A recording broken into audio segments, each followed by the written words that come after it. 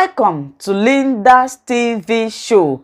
If it is your first time of stopping by, you like the channel and the video, please subscribe and put on your notification bell so that you will be able to know when I upload a new video. In this channel, I bring to you information across the globe, what is happening in the world, especially Nigeria. So after watching the video, your opinion, your contribution is highly needed.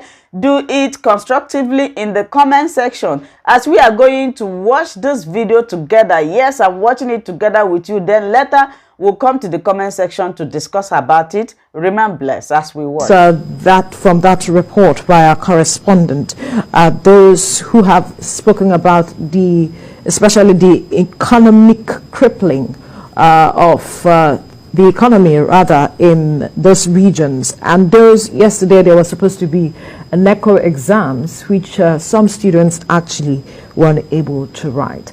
Now, from your perspective, is this the right way to go if you say you are protesting in the interest of a member of yours? I strongly believe that the safest way for the indigenous people of Biafra at this point in time is the method they have embarked on. How so? Sit at home. To me, I feel it's the most safest for them. Because we have had in the past where these young men took to the street to protest peacefully, and they were shot and killed by Nigerian soldiers, Nigerian military, Nigerian police, and nothing came out of it.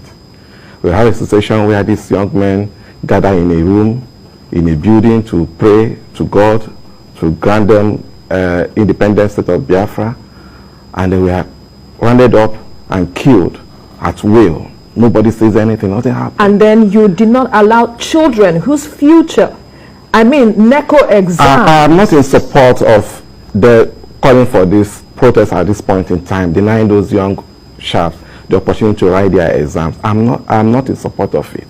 But I'm trying to give you the background picture where they are coming from. I understand. These are the same people that all the methods that have been applied for their peaceful protests have failed. The state have visited them with a high level of terrorism. But does that mean they don't know their members such that they can ensure that those who are not part of them are roped into any agitations they are trying to put forward?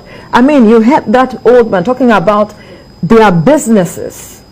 A lot of persons couldn't open their shops. I'm not a member of IPOB. I know you're not. But neither am I their spokesman.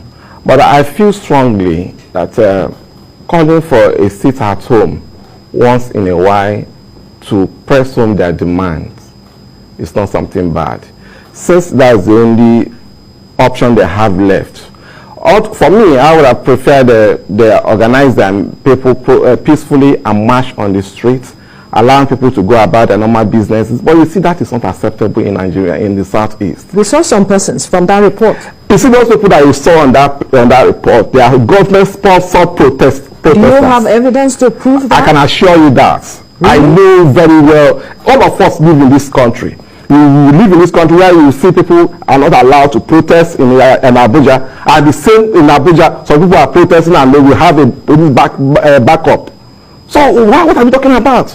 We are living and we know the fact what is going on in this country. We are living in a country where government sponsor thugs to attack peaceful protesters on the streets. We witness that time and time again. These are unverified statements. It really, is not unverified. We witnessed it as sit-at-home order. The video went viral. All of us saw it.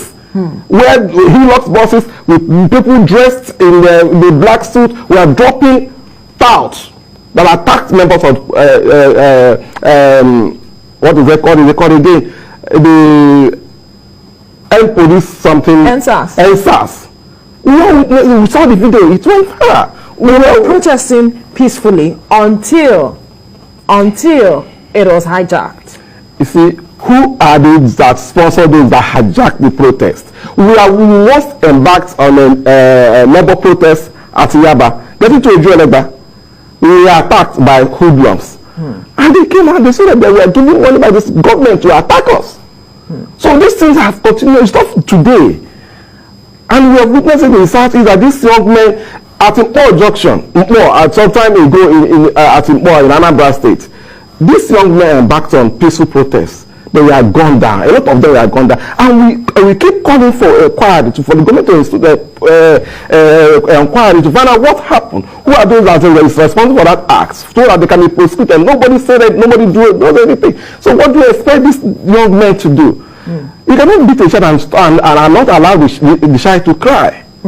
So they are okay. The second one, which led that the arrest of their leaders is unclear, and the government has not come out to tell us how they get Nnamdi Kanu arrested. Whether they kidnapped him from Kenya or whether they kidnapped him from London, nobody knows. And the government has not come out to clear the air. There's so many things that government need to explain to the people. Now, the government has not come out to explain, but do you think that the way they are going about it is the only way to go? For instance, we see what is happening with the Igboho case. We saw how it is going, and we see how leaders of thought have come in to weigh in on the matter. We are not seeing certain things. This is a comparison some people are already making. People have not been forced to stay at home.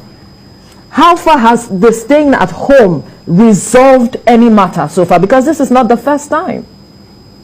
If you look at the history of staying at home, it starts from Masop. After Has that resolved anything? Well, to me, I feel strongly that is the only surface means for them to drive home their points. Say the street is no longer safe for them. But I am not in support of them trying to stage sit at home when they know that the little kids will need to write their exams that will help them in their future endeavor. So I'm not in support of that. But at the same time, if we talk about the economy of the Southeast, do we actually have the economy in the Southeast? We don't have leaders. You don't compare Southeast with South. You don't have leaders? I must be honest with you, we don't have sincere and genuine leaders from the Southeast. How so? I can assure you, you see what is happening in the Igboho case. You see the role the leaders in the Southwest is playing to make sure they set him free, to at least to have people listen to him and reason with him, because they believe that what the young man is fighting for is not just for his own personal interest, but for the interest of the Southwest. But those that are called themselves governors of the Southeast, political leaders of the Southeast, do they believe in the agitation of this young man? They do not believe it. Because if they believe in his agitation, they believe that if they believe that the Igbos have been marginalized in Nigerian states, they will have been the first prescribed to IPOB. Today, we have the Fulani herdsmen. You can call them herdsmen. Herdsmen, they come from a tribe that is known. But today, we cannot attach them to a particular tribe. That is the position we have as a broadcast organization. Okay, I agree with you, but whether we like it or not, those that we know today in Nigeria as headers in Nigeria are the Fulanis. And we are not the only ones that have cattle. But we have constant attack on communities and villages with AK-47, the highest level of sophisticated weapons. And up to today, those that are in authority, those who came from there, have not found any reason to prescribe those people. We've had position of Meriti Allah on these issues, and nobody has come out to condemn them. None of them have been arrested. That is a double standard. But yet, when little thing happen, the Southeast will be the first to condemn and crucify their own people. And that's what what you saw, we witnessed yesterday when the governor says people should go about and these people say, sit at home. There is a government in place. This government is a government that protects the interests of the people. In place. See, you can't have two governments in a state. I agree with you. I agree with you. But what is government all about? For the welfare of its citizens, protection of life and properties. Absolutely. And then, in the issue of the Southeast, how many governors have condemned the ongoing onslaught on the Southeasterners in Igbo land? Have you engaged with them to know their stance on this? Have you called them to order? Because you have a right to hold them to account. Have you engaged with them? My sister, the truth is, that's the question. In several mediums, we have tried to engage them. We found that these people have no interest in the interest of Igbo. How so? Did they not give you all their interest lays on how they can please those in the central government for their political gains. Did you call them to a question, ask them, let's have a dialogue, this is what is happening? Did they respond to you or they didn't? You see, we have had several engagements with these people, and we found out their body language clearly show that they have no interest for the welfare of our people. It's not today that these young men have been crying, shouting that of marginalization, they have been humiliated, they have been killed. Don't we have governors in the southeast when these people were killed at Import Junction? Up to today, we have written them, we have shouted, we are asking. We want to find out. We don't want to asking that people who engage in this act should be killed. No, we want to find out how many people were actually killed at Import Junction. When they were praying at Aba, when they were shot and killed, we were asking who did this, who gave the order. Let us inquire to find out what is actually going on. But these people, they will close their ears. They are not ready to listen to you. Even when you call them, they will not even give you attention. Or they will be telling you that I don't want to be at enemy with these people in the central government. My political career. Why is the political career more important to them than those that are elected to govern? That is the question everybody is asking. Take a statistics today. In the entire country, check the southeast. The only southeast that they have won the election, local government and council election, for the past 21 years. You already have elections when a governor is serving for 8 years. When he's about to finish his 8 years, he will conduct election 6 months to his exit. And immediately when the person will come in, he will send them off. Is this the kind of leaders we want to in the southeast? Is this happening in the southwest? Is this happening in the south side? Is this happening in the north? So how do you expect the young boys to listen to them? How do you expect them to take them serious? That is the problem. Do they know the power they hold because they have a voter's card? Aren't they the ones who put these same leaders there? Do our vote count? Do our vote count in this country? Did they come out to vote them in? Are there not people part of this? That's an issue for another day. Right. If all of us are witnessing what is going on today, let us do electronic transmission. And some people are saying, no, we cannot. Because they want to control to force themselves on us. In the southeast, I can tell you that those people that they are looking at today, like governors, if they stand for a genuine election, a commoner of the state will defeat them. It's clear yesterday. Go about your normal business. Somebody said, sit at home. And everybody obeyed. Is it not clear that the person is in control? But do we understand that there are far-reaching implications with those decisions that are being made, with the back and forth that we are seeing with what you are saying? You see, at the point in time, what the people are looking at is someone who is speaking their mind. And to me, I don't agree with Nnamdi Kanu method of agitation. I don't even support what he's doing. But I must be honest with you. He speaks the mind of the people. He speaks the truth to the power. And I was thinking at this point in time, what government should do is to call him to a roundtable discussion and find out what is the problem.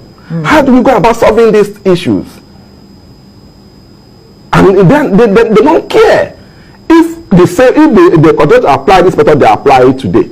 Even if you kill Nnamdi Kanu today, and that millions of Nnamdi Kanu will spring up from the southeast. Because you think they are already millions of them. Yusuf. When Yusuf was killed, what happened today? Where are we today with Boko Haram? They must be careful the way they handle the issue of Nnamdi Kanu. Because a lot of people are beginning to, believe in him. A lot of people are beginning to listen to him. For God's sake, we should realize that they should uphold vacuum. Whether you like it or not, the people need someone that will speak the voice that we understand. And when you are not, somebody else will speak from somewhere and will speak that language that we understand. How do you want, or what would you want to see that will make you believe that the government is giving Nnamdi Kanu fair hearing, fair trial? Let us start first and explain to the whole world, how they got Nnamdi Kanu into their custody. When that happened, then we begin to look at it. If actually we get fair hearing or not. Because from what the indication we were hearing, if you can go to another country and adopted somebody, and here back here in Nigeria, you are condemning kidnapping. We can't call it abduction. Because there is a process in place. Government is here to explain to us. We cannot call it abduction. There is international law that we cannot go to another country territory and pick up anybody. So perhaps going through there was some level of cooperation, so we cannot call it abduction. No. What kind of cooperation? The Kenyan government is denying that they don't know what happened, how Nigeria... So, like you have said, it is impossible for you to just come and pick someone out of the country. So let us wait till government explains. In here in Lagos State today, yes. For a police to come outside from outside Lagos to arrest somebody, you need to report to the command, and then they have information before they can arrest that person and report back to them that you have arrested the person. I take the person away out of the state. At the same time, somebody can come into this state, kidnap somebody with some help of some security people without even going through that process and whisk the person away. Okay. Do you call that a normal procedure? We don't know which went on here now. Okay, that's why we are waiting for federal government to explain. So let's wait. What happened? Let's wait. How did they get Kanu? Let's be patient enough to wait. Because if you don't explain that, there is little chances that you will give him a fair hearing. Because if you believe that you can... Does that mean we do not trust the government? Because this is coming from a place of trust. Why can't we just wait to see through the process? Are you talking about Nigerian government? Are we talking about Nigerian government? Are we talking about another government in this case? This same country where you have tried men that we all know that are corrupt. And at the end of the day, they are declared not corrupt. And outside the country, they are found guilty and jailed over there. Do we have the judicial system? Is it working? The justice system is working in alignment with the government?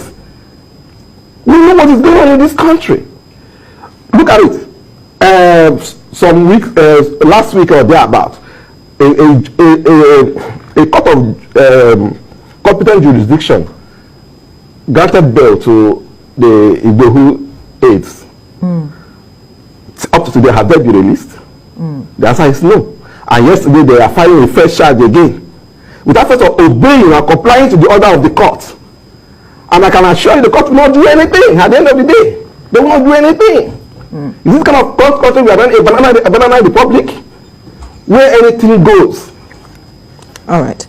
As much as there are grievances, I will still say that let us wait until and see the process in place. Then we can begin to hold and say, no, this is not fair.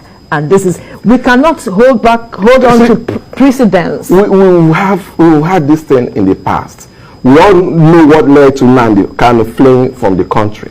He was released. He was still enjoying the But he broke his bail conditions. He wasn't supposed to gather many people around him. It is not the right of the federal government invading with Nigerian army, with the troops. Did he? What we expected them to do is go back to that court. Lay down all the reasons, all the offense, his new offense, why his bail should be revoked. Right. But government did not do that. They invaded his home with troops of soldiers, and of course we don't know their intention, but for what we witnessed from the picture that came out from that scene, showed that they are there to kill him. And the young man will have to run for his dear life. We can't categorically say. But people who saw people that were killed. People died. Even the dog animals in the house were shot dead. People died. We were not, I wasn't there. You weren't there to know what transpired, but we saw the end result. Pictures. We saw pictures. I can assure you, I watched live that their intention was to kill him. We cannot categorically say that. If they went there and killed so many people, someone that was granted bail by the competent court, we cannot conclude. So, but we'll have to leave the conversation here. Watching Linda's TV show. I will see you again in my next video. Remain blessed. I appreciate each and every one of you, and keep on watching Linda's TV show. If you have not yet subscribed, please, I beg you to do that so that you'll be getting more updates from me. Bye bye.